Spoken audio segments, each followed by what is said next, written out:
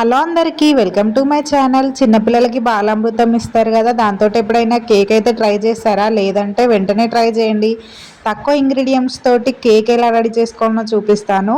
దీనికోసం అంతే మనమైతే 2 కప్పుల బాలామృతం తీసుకొని మిక్సీలో మెత్తగా పౌడర్ లాగా పట్టేసుకొని ఒక బౌల్లోకి అయితే తీసుకొని 1/2 కప్ బెల్లం అయితే తురుముకొని వేసుకోవాలి.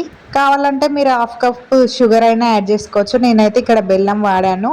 వేసుకొని కొన్ని వాటర్ పోసుకుంటున్న అయితే సింగిల్ డైరెక్షన్లోనైతే కలుపుకోవాలి. కలుపుకున్న తర్వాత కొంచెం సాల్ట్ యాడ్ చేసుకొని ఒక 1/2 టేబుల్ స్పూన్ బేకింగ్ సోడా అయితే యాడ్ చేసుకొని కలుపుకోవాలి.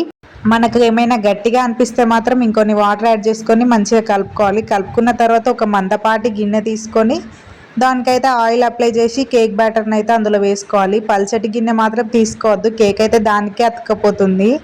మందపాటి గిన్నె అయితే కేక్ అయితే ఈజీగా ఊడిపడుతుంది. తీసుకున్న తర్వాత ఈ కేక్ బ్యాటర్ని అందులో వేసేసుకొని మనమైతే ఇట్లా 2-3 సార్లు ట్యాప్ చేసుకొని ముందుగా ప్రీహీట్ చేసుకున్న గిన్నెలోనైతే ఈ కేక్ బ్యాటర్ని అయితే పెట్టేసుకొని ఒక 30 మినిట్స్ లో ఫ్లేమ్లో కుక్ చేసుకున్నామంటే మన కేక్ అనేది ఈజీగా బేక్ అయిపోతుంది. బేక్ అయిందా లేదా అనేది చెప్పేసి అయితే మనమైతే ఇట్లా షాక్ తోటి చెక్ చేసుకుంటే ఈజీగా తెలుస్తుంది. అంటుకోకుండా వస్తే మన కేక్ అనేది బేక్ అయిపోయినట్టే. ఇప్పుడైతే మనం ఇట్లా రివర్స్లో వేసుకుంటే కేక్ ఈజీగా ఊడిపడుతుంది. చూడండి కేక్ ఎంత ప్లఫీగా వచ్చిందో. టేస్ట్ అయితే బాగుంది.